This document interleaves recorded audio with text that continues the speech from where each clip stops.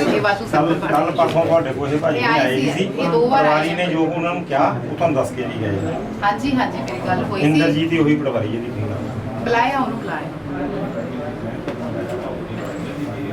ਇਹਨਾਂ ਦਾ ਵੀ ਇਸ਼ੂ ਤਾਂ ਮੈਂ ਉਹ ਵੀ ਹੈਗਾ ਐਡੀਸ਼ਨਲ ਸੈਂਟਰ ਵਾਲਾ, ਪਰ ਉਸ ਦਿਨ ਇਹਨਾਂ ਦੀ ਇੱਕ ਸ਼ਿਕਾਇਤ ਸੀ ਕਿ ਮੇਰੇ ਨਾਲ ਮਿਸਬੀਹੇਵ ਦੇਖਿਓ ਮਾੜਾ ਜਿਹਾ ਪਟਵਾਰੀ ਸਾਹਿਬ ਉਹਨੂੰ ਲਾ ਕੇ ਸਮਝਾ ਦਿੱਤਾ ਸੀਗਾ ਪਟਵਾਰੀ ਨੂੰ ਕੋਈ ਡਿਫਰੈਂਟ ਹੈ ਚੀਜ਼ ਤੇ ਹਾਂਜੀ ਪਟਵਾਰੀ ਸਾਹਿਬ ਸਤਿ ਸ਼੍ਰੀ ਅਕਾਲ। ਕੀ ਹਾਲ ਠੀਕ ਠਾਕ ਹੋ ਜੀ? ਤੁਹਾਡੇ ਕੋਲ ਥੋੜਾ ਜਿਹਾ ਸਹਿਯੋਗ ਮੰਗ ਲਈਏ ਤਾਂ ਦੇ ਦਿਓਗੇ ਇੱਕ ਦੋ ਕੰਮਾਂ 'ਚ? ਕਿਹੜੇ ਪਿੰਡ ਦਾ? ਇੱਕ ਪਿੰਡ ਹੈਗਾ ਸ਼ਮਸ਼ਾਬਾਦ ਤੇ ਫਤਿਹਪੁਰ। ਸ਼ਾਦੀਪੁਰ ਤਾਂ ਮੇਰੇ ਕੋਲ ਨਹੀਂ ਹੈਗਾ ਨਹੀਂ, ਜੀ। ਸ਼ਮਸ਼ਾਬਾਦ ਐਡੀਸ਼ਨਲ ਸਰ ਇੱਕ ਨਾਮ ਬੰਦ ਕੀਤਾ।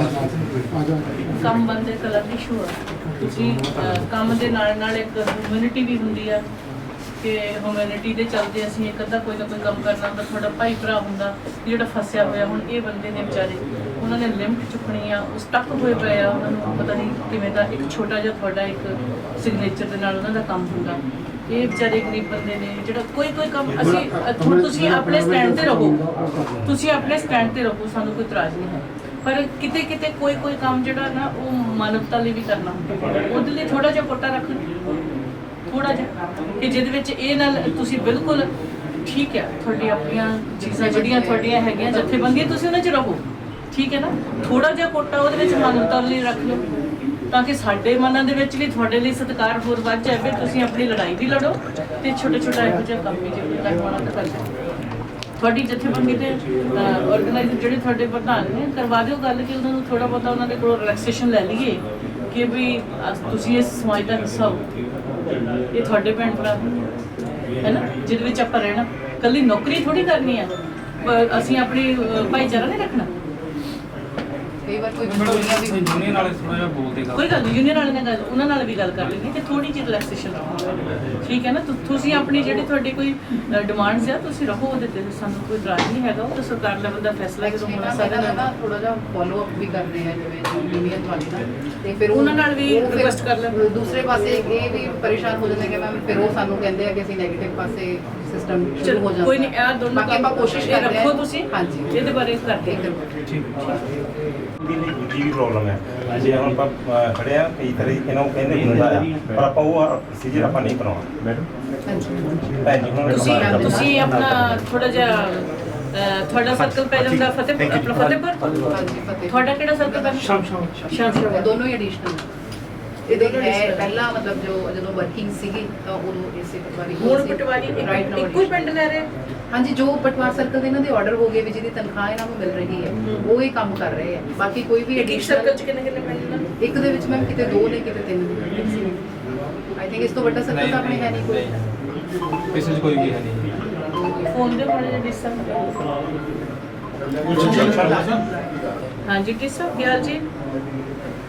ਹਾਂਜੀ ਅੱਛਾ, ਮੈਂ ਨਾ ਇਸ ਵੇਲੇ ਨੂਰਮਹਿਲ ਤਹਿਸੀਲ ਦੇ ਵਿੱਚ ਆ ਔਰ ਪਿਛਲੇ ਬਹੁਤ ਦਿਨਾਂ ਤੋਂ 2-3 ਚੀਜ਼ਾਂ ਫੇਸ ਕਰ ਰਹੇ ਹਾਂ ਕਿ ਜਿਹੜੇ ਪਟਵਾਰੀਆਂ ਨੇ ਵਾਧੂ ਚਾਰਜ ਦੇ ਉੱਤੇ ਜਿਹੜੀ ਹੜਤਾਲ ਰੱਖੀ ਆ ਕਿ ਅਸੀਂ ਉਹਨਾਂ ਦਾ ਕੰਮ ਨਹੀਂ ਕਰਨਾ, ਤੇ ਫਿਰ ਉਹਨੂੰ ਆਪਾਂ ਕਿੱਦਾਂ ਹੈਂਡਲ ਕਰ ਰਹੇ ਹਾਂ, ਕੀ ਪਾਲਿਸੀ? ਓਕੇ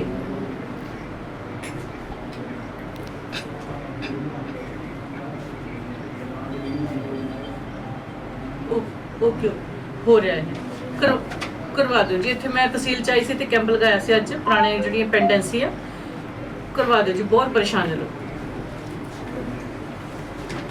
ਓਕੇ ਜੀ, ਓਕੇ ਥੈਂਕ ਯੂ ਜੀ, ਥੈਂਕ ਯੂ। ਉਹ ਹੋ ਰਿਹਾ ਜੀ ਡਿਸਟਰਬ, ਕਹਿੰਦੇ ਕਿ ਅਸੀਂ ਇਹਨਾਂ ਦੇ ਨਾਲ ਪਟਵਾਰੀਆਂ ਦੇ ਨਾਲ ਉਹਨਾਂ ਦੀ ਕਿਸੇ ਗੱਲ ਤੇ ਸਹਿਮਤੀ ਹੋ ਗਈ ਆ ਕਿ ਵੀ ਜਿਹੜਾ ਵੀ ਸਰਕਲ ਉਹਨਾਂ ਨੂੰ ਮਿਲਿਆ ਆ, ਜਿਵੇਂ ਮੰਨ ਲਓ ਇਹਨਾਂ ਦੇ ਕੋਲ ਫਤਿਹਪੁਰ ਸਰਕਲ ਆ ਤੇ ਨਾਲ ਦੇ ਜਿਹੜੇ ਵਾਧੂ ਚਾਰਜ ਆ 10-10 ਦਿਨ ਦਾ ਪਟਵਾਰੀ ਆਪਣਾ ਕੰਮ ਲੈਣਗੇ ਉਹਨਾਂ ਦਾ ਸਰਕਲ। ਅੱਜ ਆਰਡਰ ਹੋ ਰਿਹਾ, ਅੱਜ ਨਹੀਂ ਮੇਬੀ ਸੋਮਵਾਰ ਇਹ ਆਰਡਰ ਹੋ ਗਿਆ। ਪਾਲਿਸੀ ਉਹਨਾਂ ਨੇ ਬਣਾ ਲਈ ਕਿ ਜਿੰਨੀ ਦੇਰ ਮਸਲਾ ਹੱਲ ਨਹੀਂ ਹੁੰਦਾ ਡਿਊਟੀ ਦੇ ਤੌਰ ਤੇ 10-10 ਦਿਨ ਦੇ ਚਾਰਜ ਉਹਨਾਂ ਪਿੰਡਾਂ ਦੇ ਦਿੱਤੇ ਜਾਣਗੇ। ਇਹ ਮਸਲੇ ਆਪਣੇ ਉਹਦੇ ਵਿੱਚ ਕਾਫੀ ਸੌਟ ਆਊਟ ਹੋ ਜਾਣਗੇ ਔਰ ਜਿੰਨੀ ਪੈਂਡੈਂਸੀ ਆ ਉਹ ਕਹਿੰਦੇ ਜਿੰਨੀ ਜਲਦੀ ਹੋ ਸਕੇ ਅਸੀਂ ਉਹਨੂੰ ਉਹ ਤਾਂ ਮੈਮ ਜਦੋਂ ਆਪਾਂ ਪਟਵਾਰੀ ਅਵੇਲੇਬਲ ਹੋ ਗਏ ਨਾ ਆਪਾਂ ਨਾਲ ਦੀ ਨਾਲ ਇਹਨਾਂ ਨੂੰ ਨਾਲ ਉਹ ਕਹਿੰਦੇ ਅਸੀਂ ਸਾਰੀ ਪੁਰਾਣੇ ਕੰਮ ਪਹਿਲਾਂ ਕਰਵਾਵਾਂਗੇ। ਉਹ ਪੁਰਾਣੀ ਪੈਂਡੈਂਸੀ ਨੂੰ ਬਹੁਤ ਜ਼ਿਆਦਾ ਸਾਰੀ ਸਰਕਾਰੀ ਫਿਕਰਮੰਦ ਹੈ ਇਹਦੇ ਵਾਸਤੇ ਕਿ ਵੀ ਜਿਹੜੇ ਪੁਰਾਣੇ ਰੁਕੇ ਹੋਏ ਕੰਮ ਨੇ ਉਹਨਾਂ ਨੂੰ ਛੇਤੀ ਕੀਤੇ ਨੇ। ਇਹ ਆਪਣਾ ਮਸਲਾ ਹੱਲ ਹੋ ਗਿਆ ਜੀ। ਹੋਰ ਕੁਛ ਜੀ? ਐਡੀਸ਼ਨਲ ਚਾਰਜ ਕੋਈ ਨਹੀਂ, ਬਸ ਜੀ ਤੁਸੀਂ 4-5 ਦਿਨ ਵੇਟ ਕਰ ਲਓ, ਤੁਹਾਨੂੰ ਸਭ ਤੇ ਡਿਊਟੀਆਂ ਲੱਗ ਰਹੀਆਂ ਪਟਵਾਰੀਆਂ ਦੀਆਂ ਐਡੀਸ਼ਨਲ ਚਾਰਜ ਦੀਆਂ, ਉਹਦੇ ਵਿੱਚ ਹੀ ਹੋ ਜਾਣ। ਜਦੋਂ ਡਿਊਟੀ ਲੱਗ ਗਈ ਨਾਲ ਹੀ ਹੋ ਉਸੇ ਜਾਣ। ਇੱਕ ਦਿਨ ਦੇ ਵਿੱਚ ਤੁਹਾਡਾ ਕਰਾ ਆਪਾਂ ਅਗਲੇ ਤਕਰੀਬਨ ਮਹੀਨੇ 1.5 ਮਹੀਨੇ ਤੱਕ ਕੋਈ ਪੈਂਡੈਂਸੀ ਰਹਿਣ ਨਹੀਂ ਦੇਣੀ, ਸਾਰੇ ਕੰਮ ਆਪਣੇ ਪਹਿਲ ਦੇ ਦਰ ਤੇ ਹੋ ਜਾਣਗੇ। ਅਸੀਂ ਆਪ ਲਾਵਾਂਗੇ ਤੁਹਾਨੂੰ ਜਿੱਦਾਂ ਸਰਪੰਚ ਗਏ ਹੋਏ ਆ ਬਾਹਰ, ਇਹਨਾਂ ਦਾ ਆਧਾਰ ਕਾਰਡ ਦੇਣਾ ਤੇ ਐਮਐਲਏ ਸਾਈਨ ਕਰਵਾ ਕੇ ਲਿਆਓ ਜੀ। ਸਟੈਂਪ ਹੀ ਗੱਡੀ ਚ ਲੋਗੇ ਲਿਆਓ ਚੱਕ। मेरी शॉप है जी सब्जी मंडी में। परसों 2-3 दिन पहला रेड पई है कमेटी घर विजिलेंस वाले, ठीक है जी। चलो गलतियां कुछ उन्होंने अपनियां ने, सानू नहीं पता, बट सफाई वाले लोग तुसीं शायद कहा कि तुसीं 5 या 6 बजे आके बाजार साफ करना है। उन्होंने कल की कहता कि अज 7 बजे तो पहला तुहाडी असीं ड्यूटी नहीं मनी, तो तुसीं 5 बजे आयो जी। हुण देखो जिन्हें शॉप लाई है, अगर तुसीं नाल ही साफ करना तो समान चुकाएगा जी। उन्होंने कहते 7 बजे तो पहला सफाई नहीं करनी। ये हम पता नहीं कमेटी वाले ने किन्ना अंदर जब बाजार शॉप लग गया जो काफ़ी लंबा बाजार होना, उन्हें करना शुरू ये करते करते 9 बजे तक तक शॉप्स वगैरह ओपन हो जाती, तो मिट्टी घट्टा तो फिर करना जी। ਪਹਿਲਾਂ ਸਫਾਈ 5 ਵਜੇ ਕਰ 5-5:15 वजे आ जाता, मतलब 7 बजे तक बाजार साफ होता है। ਕੁਝ ਫੋਨ ਲਾਈ ਹੋ ਸਭ मैडम वही अज कहते मैं कहा लेट करते हैं सफाई, क्योंकि सानू कहता कि जी 7 बजे तो पहले तुहाडी ड्यूटी नहीं असीं मननी जी। ਹਾਜ਼ਰੀ ਨਹੀਂ ਲੱਗਦੀ ਹੋਣੀ ਨਾ। ਆਹੀ ਚੱਕਰ ਹੈ ਜੀ, ਪਹਿਲਾਂ ਸਾਫ਼ ਹੁੰਦਾ ਸੀਗਾ 7 ਵਜੇ ਤੱਕ ਬਾਜ਼ਾਰ ਸਾਫ਼ ਹੁੰਦਾ ਇਦਾਂ ਨਾ ਵੀ ਲੱਸੀ ਕਹਿੰਦੇ ਦੁੱਧ ਦਾ ਛੜਿਆ ਲੱਸੀ ਨੂੰ ਫੂਕਾ ਮਾਰਦਾ।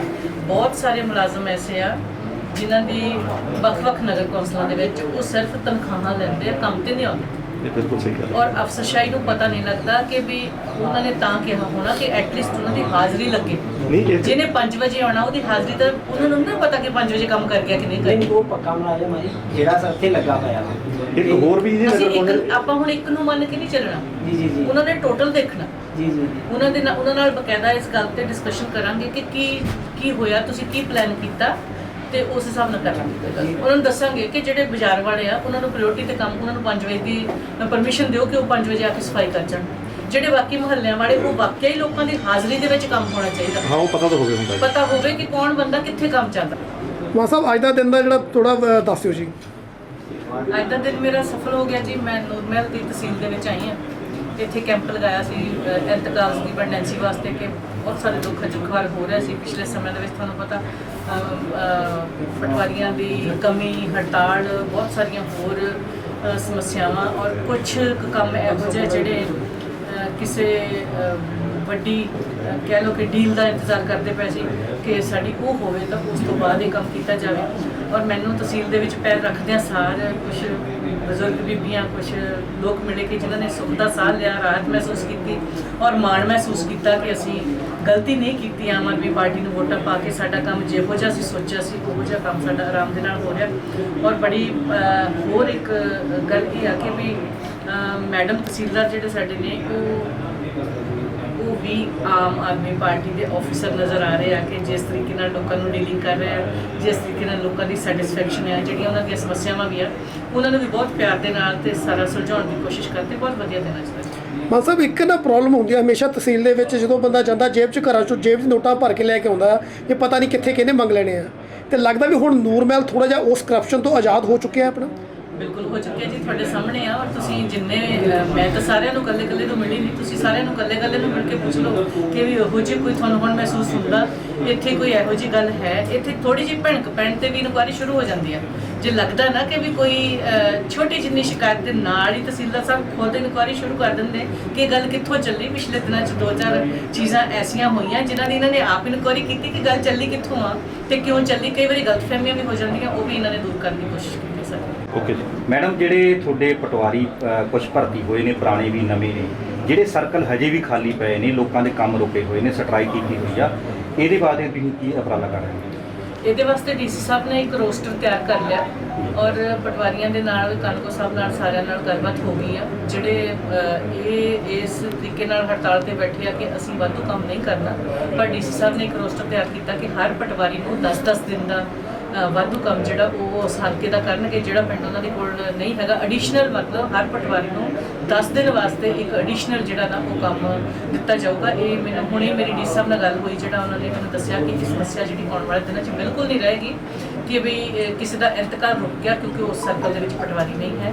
ਇਸ ਕਮੀ ਨੂੰ ਪੂਰਾ ਕਰਨ ਵਾਸਤੇ ਇਹ ਪਲੈਨਿੰਗ ਕੀਤੀ ਗਈ ਹੈ ਜਿਹੜੀ ਮੈਨੂੰ ਲੱਗਦਾ ਕਿ ਕਾਰਗਰ ਸਿੱਧ ਹੋਵੇਗੀ। ਜਿਹੜੀਆਂ ਰਜਿਸਟਰੀਆਂ ਰੁਕੀਆਂ ਆ ਜਿਨ੍ਹਾਂ ਕਲੋਨੀਆਂ ਦੇ ਉੱਤੇ ਰੋਕਾਂ ਲੱਗੀਆਂ ਹੋਈਆਂ ਨੇ, ਸਰਕਾਰ ਕੀ ਪਾਲਿਸੀ ਲੈ ਕੇ ਆ ਰਹੀ ਹੈ? ਕੁਛ ਹੀ ਦਿਨਾਂ ਦੇ ਵਿੱਚ ਮਾਨ ਸਾਹਿਬ ਨਾਲ ਇੱਕ ਮੀਟਿੰਗ ਹੋਈ ਸੀ, ਉਹ ਕਹਿ ਰਹੇ ਸੀ ਕਿ ਕੁਛ ਹੀ ਦਿਨਾਂ ਦੇ ਵਿੱਚ ਇਹਨੂੰ ਹਰੀ ਝੰਡੀ ਦਿੱਤੀ ਜਾਊਗੀ, ਬਕਾਇਦਾ ਨਵੀਂ ਪਾਲਿਸੀ ਬਣਾ ਕੇ ਕਿ ਅਸੀਂ ਇਹਨਾਂ ਦੇ ਉੱਤੋਂ ਮਾਲੀਆ ਵੀ ਇਕੱਠਾ ਕਰਨਾ ਆ ਔਰ ਲੋਕਾਂ ਨੂੰ ਰਾਹਤ ਵੀ ਦੇਣੀ ਆ। ਆਮ ਜਨਤਾ ਨੂੰ ਤੰਗ ਕਰਨ ਦਾ ਮਾਨ ਸਰਕਾਰ ਦਾ ਕੋਈ ਇਰਾਦਾ ਨਹੀਂ, ਉਹ ਸਗੋਂ ਵੱਧ ਤੋਂ ਵੱਧ ਜਿੰਨੀ ਹੋ ਸਕੇ ਰਾਹਤ ਦੇਣ ਦੀ ਕੋਸ਼ਿਸ਼ ਕਰ ਰਹੇ ਆ ਪਰ ਜਲਦੀ ਇਹਦੇ ਤੇ ਫੈਸਲਾ ਜਾਊਗਾ। ਜਿਹੜੇ ਕਲੋਨੀਆਂ ਵਾਲੇ ਲੋਕਾਂ ਕੋਲੋਂ ਮੋਟੇ-ਮੋਟੀਆਂ ਰਕਮਾਂ ਇਕੱਠੀਆਂ ਕਰਕੇ ਲੈ ਗਏ, ਉਹਨਾਂ ਨੂੰ ਬੁਨਿਆਦੀ ਸਹੂਲਤਾਂ ਨਹੀਂ ਦਿੱਤੀਆਂ, ਚਾਹੇ ਸੜਕਾਂ ਦੀ ਹੋਵੇ ਚਾਹੇ ਪਾਣੀ ਦੀ ਹੋਵੇ, ਤਾਂ ਅਪਰੂਵ ਵੀ ਨਹੀਂ ਹੋਈਆਂ ਸਰਕਾਰ ਵੱਲੋਂ। ਉਹਨਾਂ ਲੋਕਾਂ ਦਾ ਕੀ ਕਸੂਰ ਹੈ ਜਿਨ੍ਹਾਂ ਨੇ ਲੱਖਾਂ ਰੁਪਈਆ ਖਰਚ ਕੇ ਆਪਣੀਆਂ ਬਿਲਡਿੰਗਾਂ ਖੜੀਆਂ ਕਰ ਲਈਆਂ, ਤੇ ਉਹ ਕਲੋਨਾਈਜ਼ਰ ਜਿਹੜੇ ਭੱਜ ਗਏ ਉਹਨਾਂ ਬਾਰੇ ਕੀ ਪਾਲਿਸੀ ਹੈ? ਭੱਜਣ ਤਾਂ ਕਿਸੇ ਨੂੰ ਨਹੀਂ ਦੇਣਾ। ਮਾਨ ਸਾਹਿਬ ਨੇ ਤੁਹਾਨੂੰ ਬਹੁਤ ਚੰਗੀ ਤਰ੍ਹਾਂ ਪਤਾ ਕਿ ਵੱਡੀਆਂ ਲਿਸਟਾਂ ਲੰਬੀਆਂ ਬਣੀਆਂ ਹੋਈਆਂ, ਭੱਜਦਾ ਕੋਈ ਨਹੀਂ, ਸਮਾਂ ਲੱਗ ਸਕਦਾ, ਟਾਈਮ ਲੱਗੇਗਾ। 52 ਮਹਿਕਮੇ ਨੇ ਔਰ ਹਰ ਮਹਿਕਮਾ ਜਿਹੜਾ ਹੈ ਨਾ ਉਹ ਕਰਪਸ਼ਨ ਦੇ ਵਿੱਚ ਗਰਕਿਆ ਪਿਆ। ਹਰ ਮਹਿਕਮੇ ਦੀਆਂ ਵੱਡੀਆਂ ਟਾਲ ਲੱਗੇ ਪਿਆ ਫਾਈਲਾਂ ਦੇ ਜਿਨ੍ਹਾਂ ਦੀ ਇਨਵੈਸਟੀਗੇਸ਼ਨ ਹੋਣੀ ਹੈ ਔਰ ਉਹ ਟਾਈਮ ਦੇ ਨਾਲ ਸਾਰੇ ਹੀ ਉਹਨਾਂ ਤੇ ਕਾਰਵਾਈ ਤੇ ਹੋਏਗੀ, ਪਰ ਜਿਨ੍ਹਾਂ ਲੋਕਾਂ ਦੇ ਨਾਲ ਇਹ ਠੱਗੀਆਂ ਹੋਈਆਂ ਉਹਨਾਂ ਨੂੰ ਰਾਹਤ ਸਰਕਾਰ ਦੇਖੋ ਮਾਨ ਸਾਹਿਬ, ਇੱਕ ਨਾ ਸਰਕਾਰ ਤੋਂ ਪਹਿਲਾਂ ਇੱਕ ਕਾਂਗਰਸੀ ਲੀਡਰ ਸੀ ਜੋ ਨਕੋਦਰ ਹਲਕੇ ਦੇ ਵਿੱਚ ਸੀਗੇ, ਉਸ ਤੋਂ ਬਾਅਦ ਉਹ ਅਕਾਲੀ ਦਲ ਦੇ ਵਿੱਚ ਜਾ ਕੇ ਆਪਣੇ ਉੱਥੋਂ ਕੈਂਟ ਤੋਂ ਖੜ ਜਾਂਦੇ ਨੇ। ਉੱਧਰੋਂ ਵੀ ਉਹਨਾਂ ਨੂੰ ਪਤਾ ਲੱਗਾ ਵੀ ਇਸ ਹਲਕੇ 'ਚੋਂ ਕਾਫੀ ਘਪਲੇਬਾਜ਼ੀਆਂ ਸਾਹਮਣੇ ਆਉਂਦੀਆਂ ਨੇ, ਕੀ ਉਹਨਾਂ ਦੇ ਉੱਤੇ ਕੋਈ ਕਾਰਵਾਈ ਹੋ ਸਕਦੀ ਹੈ? ਉਹਨਾਂ ਦੀ ਕੋਈ ਇਨਕੁਆਇਰੀ ਬਿਠਾਈ ਜਾ ਸਕਦੀ ਹੈ? ਇਨਕੁਆਇਰੀ ਅਸੀਂ ਜਿਹੜੇ ਪਿਛਲੇ 5 ਸਾਲਾਂ ਦੇ ਵਿੱਚ ਕੰਮ ਹੋਏ ਆ ਜੀ, ਮੇਰੇ ਖੁਦ ਦੇ ਹਲਕੇ ਦੇ ਵਿੱਚ ਨਕੋਦਰ ਦੀ ਨਗਰ ਕੌਂਸਲ, ਨੂਰਮਹਿਲ ਦੀ ਨਗਰ ਕੌਂਸਲ, ਬਿਲਕੇ ਦੀ ਨਗਰ ਕੌਂਸਲ ਔਰ ਪਿੰਡਾਂ ਦੇ ਵਿੱਚ ਜਿੱਥੇ ਕਿੱਥੇ ਘਪਲੇਬਾਜ਼ੀਆਂ ਹੋਈਆਂ, ਇਹ ਸਾਰਿਆਂ ਦੇ ਉੱਤੇ ਵਿਜੀਲੈਂਸ ਜਾਂਚ ਹੋਊਗੀ ਔਰ ਅੱਗੇ ਕਿਤੇ ਜਾ ਕੇ ਕੀ ਹੁੰਦਾ ਕੀ ਨਹੀਂ ਹੁੰਦਾ। ਪਰ ਮੇਰੇ ਹਲਕੇ ਦੇ ਵਿੱਚ ਕਰਪਸ਼ਨ ਤੇ ਜਾਂ ਪਿਛਲੇ ਸਮਿਆਂ ਦੇ ਵਿੱਚ ਜਿਹੜੇ ਘਪਲੇ ਨੇ ਉਹ ਹਰ ਹਾਲਤ ਦੇ ਵਿੱਚ ਆਪਾਂ ਹੱਲ ਕਰਨੇ ਆ। ਉਹੀ ਗੱਲ ਮੈਂ ਫਿਰ ਕਹਿਣਾ ਚਾਹੁੰਦੀ ਹਾਂ ਕਿ ਟਾਈਮ ਲੱਗ ਸਕਦਾ ਕਿਉਂਕਿ ਸਾਰਾ ਪੰਜਾਬ ਇਸ ਗ੍ਰਿਫਤ ਦੇ ਵਿੱਚ ਆ, ਸਿਰਫ ਆਪਣਾ ਹਲਕਾ ਨਹੀਂ ਹੈ, ਉਹਨੂੰ ਸਮਾਂ ਲੱਗੂਗਾ, ਉਹ ਕਰਾਂਗੇ। ਔਰ ਸਰਦਾਰ ਭਗਵੰਤ ਸਿੰਘ ਜੀ ਮਾਨ, ਉਹਨਾਂ ਨੂੰ ਤੁਸੀਂ ਬਹੁਤ ਚੰਗੀ ਤਰ੍ਹਾਂ ਸਾਰੇ ਜਾਣਦੇ ਹੋ, ਉਹ ਇੱਕ ਪੈਸ਼ਨ ਦੇ ਨਾਲ, ਇੱਕ ਦੇਸ਼ ਭਗਤੀ ਦੇ ਨਾਲ ਰੰਗਿਆ ਹੋਇਆ ਇਨਸਾਨ ਜਿਹੜਾ ਉਹ ਰਾਜਨੀਤੀ ਦੇ ਵਿੱਚ ਆਏ ਆ ਤੇ ਉਹਨਾਂ ਨੇ ਇਹ ਸਾਰੀਆਂ ਸਮੱਸਿਆਵਾਂ ਹੱਲ ਕਰਨੀਆਂ ਔਰ ਕੱਲੀ ਹੋ ਵੀ ਰਹੀ ਆ। ਰੋਜ਼ ਦੀ ਰੋਜ਼ ਘਪਲੇ ਤੁਹਾਡੇ ਸਾਹਮਣੇ ਆ। ਅਸੀਂ ਇਕੱਲੇ ਘਪਲਿਆਂ ਦੇ ਨਾਲ ਨਹੀਂ ਚੱਲ ਸਕਦੇ, ਅਸੀਂ ਸਿਰਫ ਤੇ ਸਿਰਫ ਘਪਲਿਆਂ ਨੂੰ ਕਨਸੈਂਟਰੇਟ ਕਰਕੇ ਚੱਲੀਏ। ਉਹਨਾਂ ਦੀ ਪਾਲਿਸੀ ਹੈ ਕਿ ਨਾਲ ਦੀ ਨਾਲ ਲੋਕਾਂ ਦੇ ਕੰਮ ਵੀ ਕਰਨੇ ਆ।